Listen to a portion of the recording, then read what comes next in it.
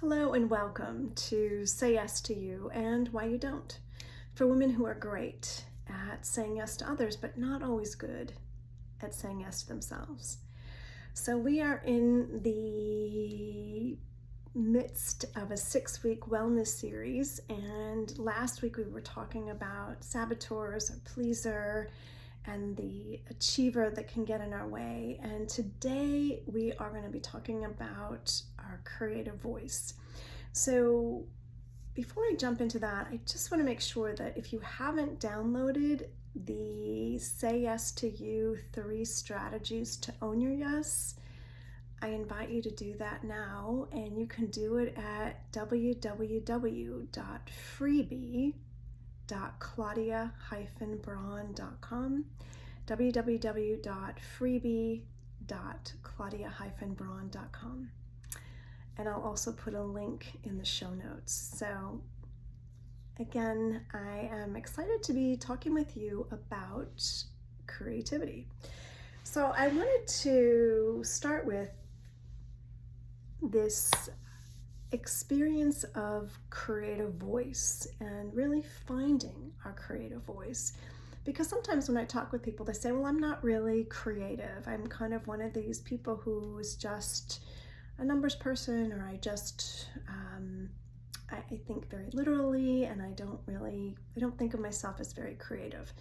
So if that is you, this is definitely for you. And if you are somebody who does think of yourself as creative, but you're not giving yourself permission to really express your creativity, this is for you. So wherever you are on your continuum of creativity, we are going here. So I want to talk about this in relationship to our wellness, because as we look at ourselves, right, we are multidimensional beings. We are physical beings. We have this body that we need to take care of. We have this emotional body that we need to take care of. We don't balance our emotions. We're not happy. We're not at peace. We are riding the problems, struggles of the world. And if we're not balancing our spiritual selves, we're not acknowledging our spiritual selves, we don't feel as alive or engaged with the world.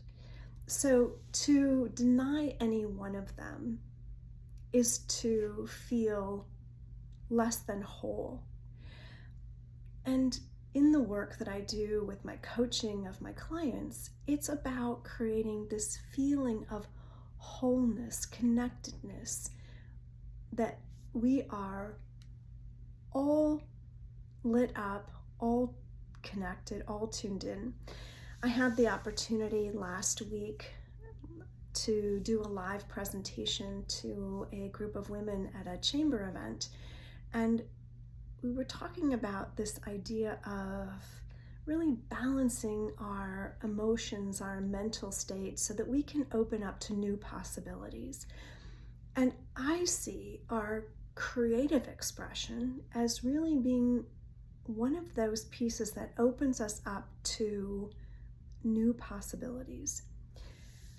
I see most children, if not all children, as naturally wanting to do something creatively. They draw, they paint, they jump around, they dance, they express themselves. They like to cook, they like to play with bugs, they like to play with nature. Little kids are very creative. They don't limit themselves based on what they think is okay or what they think they should be doing. And I know that little kids give us clues onto how we can live our life feeling more connected, more alive. Because what I see, what I know, is that as decades move on, we all get a little bit less connected to that childlike, not childish, but childlike place within ourselves that is connected to the wonder and the adventure of life. And our creative expression has the ability to open us up to feeling more alive, more expanded, more awake to the world, more awake to ourselves. And when I speak about creativity, I speak about it from a place of discovery, learning, and opening up to what it is that interests you. Maybe you don't have any interest in painting or drawing or sculpting or ceramics or anything like that. Maybe that doesn't interest you at all. But you do have an interest in setting your home up in a certain way, or you have an interest in hanging out in your kitchen and creating new ways of putting food together, or you are really good at connecting people together and creating gatherings that have a feeling of making people feel welcomed and cared for. I mean, all of those are different aspects of our creative self. Or you're having a creative experience in your work life. I do believe that our creative expression, having it in addition to our work life, we bring our creative expression into our work wherever we go, because we really can't separate that from ourselves unless we turn it off. And like I said, little kids don't turn off their creativity because they're not, at that point, talked out of it. I know for me that when I was a kid, I was somebody who was very interested in exploring different crafts and different projects. I was always interested in what was being available at the time. And so I would try all kinds of different stuff, and I loved it. But I really got the message that once I left grade school and got to high school, like, I was supposed to put that stuff away. Like, it was something for my younger self. But as I became a teenager into my 20s, like, I was given the message, there's no place for that. Like, that's for, that's for kids. And hence, I definitely felt the void in my life, and I filled that void with things to make me feel better. I picked up a bunch of different vices, and I see that as one of the downfalls of not giving ourselves permission to express ourselves creatively, to not allow ourselves to open up to what our creative voice has to offer us. And the other thing I see sometimes when people start to think about being creative, they think about how they're not good at it, or they think about how they're not the best, or if they can't make any money at it, they don't want to do it. And, any one of those things will stop you from exploring what your creativity has to offer you, has to teach you, where it's going to take you. And so I invite you from this conversation, from this podcast, to consider to yourself, how in your life does creativity show up? Or where do you have the idea to start a project or take a class or do something, and you shut it down and you don't give yourself permission to explore it? I remember that as I was starting to really explore my creative expression, I was beginning my path to letting go of the things that were no longer benefiting me, like smoking cigarettes, like eating a lot of crappy food, all those things. I started to realize that I suddenly was very interested in developing my ability to learn how to paint. my ability to make jewelry, my ability to play with pottery. Like, I just did all of it. Like, I kind of was like, I'm going to take a class in this. I'm going to do this. I'm going to play with this. Because it started to feel like something that was calling inside of me. There was something. I'd freed up all this time because I had been eating a lot. And then when I stopped, using my nighttime to eat, I was like, well, I got to do something with my time. And so I was brought into that aspect of myself, and it allowed me to start to experiment. And I would say that that is the greatest gift that our creativity has for us, is that it gives us this opportunity to experiment, to find the curiosity in our day-to-day life. It's very interesting sometimes when I'm working with people and they start to feel like, life starts to feel a little bit same old, same old. And I think our creativity is one of those ways in which life is anything but same old, same old. And I believe that nature gives us clues, because we look at nature and here we are in spring and everything is budding and blooming, and it's creativity on steroids. It's all the different ways, all the different variables of how things can open and grow, and colors from flowers, bugs and birds and things that grow. I mean, you start to see things that you don't see before when it's here in the north in the winter and it's kind of dreary, kind of flat, kind of dark, and then all of a sudden it's like you see life again. And I know that that's what our creativity has to offer us. And the cool thing to me is that that is accessible all the time. And I see like being able to bring that creativity, creative expression into every aspect of your day. Maybe you shift up how you do your breakfast. You shift up how you put a meal together. You shift up the spices that you use. You shift up the way in which you put your clothes together. You have so many different ways for creativity to present itself in your life. And all these decisions that we make every day is our creative way. What you do, how you make your decisions, is so different than your neighbor, than your husband, than your kids. And that's the good news. I mean, like, that's the way we're supposed to be, right? I mean, our faces are a creative expression. How your cheeks are, how your nose is, how your chin is. Like, it's all a creative expression. And I see that giving yourself permission during the course of your day to tap into your creative voice and let yourself be a beginner.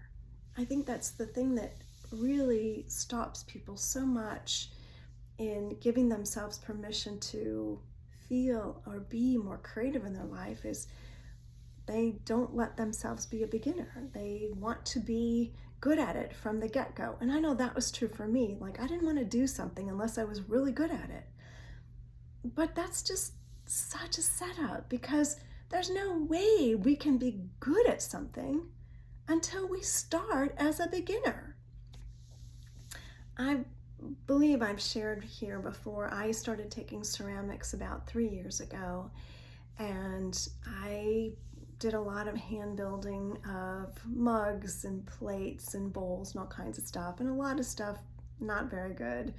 Some stuff held together, some stuff very wobbly, some glazes came out well, some glazes not so good, things I'd want to throw out, things I wasn't very proud of, but I persevered. And here I am 3 years into it, and things are starting to look a lot better. And I have to say, for most of my time in playing with clay, 2.5 years, I avoided the wheel because it took me a really long time to center, and I'd get frustrated. And so I was like, you know what, maybe I'm just not meant to be on the wheel.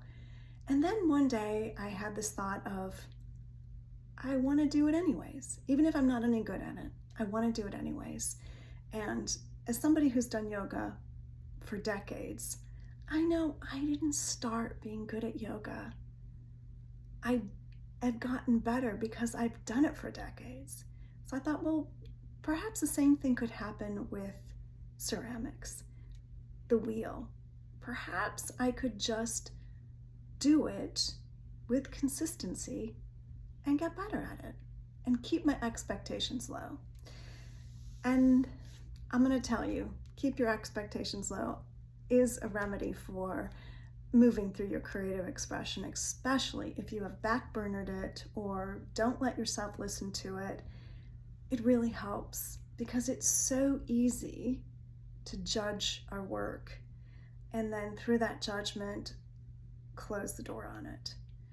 So giving yourself permission to be a beginner, to kind of suck at it and do it anyway, it's a way of giving yourself permission, a way of giving yourself grace, and a way of allowing yourself to evolve, grow, develop a vein within you that is there for development. We are these multi-dimensional beings, as I mentioned, and the only way we feel more joy, more alive in our life is to develop these aspects of ourselves. If we only pursue that which we are good at, we don't allow ourselves to grow and we don't allow ourselves to feel as excited and alive in our life. The excitement comes from allowing ourselves to develop something we didn't think was going to be there. That's where the joy can come from. That's where the juice is. So giving yourself permission to push through these areas where feels perhaps out of your comfort zone, feels perhaps scary, feels perhaps like you don't know anything about, but you have an inkling that you might want to experience it. I cannot encourage you enough to give yourself permission to let yourself have an creative expression and to drop the comparison to what you think it should be or what is popular at this time or what other people are doing, because that really is, they say that comparison is the thief of joy, and especially in our creative expression. And I know for me, I've taken class for 3 years, and it's so easy to be in class with people who are better than me and are doing it, have been doing it for a longer period of time, or even people who haven't been doing it longer and it just comes easier to them. If I allow myself to get into that comparison, oh my gosh, I can walk out of class feeling terrible. And so I really have to focus my attention, and I do, because when I do, it's so much more fun. So today, I really hope that you listen and think about, oh my gosh, I've been wanting to do this, and I'm going to try it today. I have been, as I've shared before in the earlier podcasts, I've been playing with watercolors for the last several years. And, my watercolors sometimes come out looking like a kindergartner's, and sometimes I'm like, oh my gosh, I can't believe I made that. So that spectrum of creative expression is all part of it. And if we don't show up to the page, we don't allow ourselves to find out what's there. So if you constantly stop yourself because you're not going to be good enough, or because other people are good at this, you're not, you won't give yourself permission to start and be a beginner. And I think of all the people that I appreciate the work they've done, and I think, oh my gosh, they let themselves be a beginner. They let themselves start. And us giving ourselves permission gives other people permission as well. When you show up in your creativity and other people see you doing that, they think, she can do it, I can do it. And I really think that that's what this is about. We don't do it for that, but know that you are a teacher for yourself and then even for others. So I am excited to hear, what is it that sparks your interest that you have been pushing down and not letting yourself experience, and you are going to let yourself take on? Years ago, I took a writing class, and it was with Julia Cameron, who has written The Artist's Way. She wrote The Vein of Gold. She lived in the Chicago area, and I was fortunate enough to take class with her. And you know, I have to say, I learned so much in that process of just being in it, showing up week after week, doing writing experiences, giving ourselves the ability to take on an exercise, take it a little bit deeper. In the beginning, it doesn't go that well, but then the more you do it, the better it gets. And I think of creativity like pumping a well. When I was a kid, I went to camp and they had these wells, and you'd pump them in the beginning and it would come out rusty water. And then you keep pumping and pumping and pumping and the water gets clear. And I think of our creativity like that. Maybe it feels like for years it's rusty, but eventually you get to clear water. And it's that willingness to keep pumping and not stopping. There's that line, don't quit before the miracles. And I believe our creative expression is that. Don't quit before the miracles. Let yourself be in it so that you get to feel your own miracles. And sometimes the miracle is that you just allowed yourself to say yes. So, yes to you. Yes to you for being here today. Yes to you for listening to this podcast. And yes to being able to step outside of this small place that doesn't allow you to say yes to yourself. So I am Claudia Braun. I'm a mindset, I'm a lifestyle coach for women who are great at saying yes to others, not so good at taking care of themselves. And if you haven't downloaded the 3 hacks to own your yes, now's a good time to do that. And it's at www.freebie.claudia-braun.com. I will look forward to being with you next week as we go a little bit deeper into our spiritual creative voice. Bye for now. Have a great week.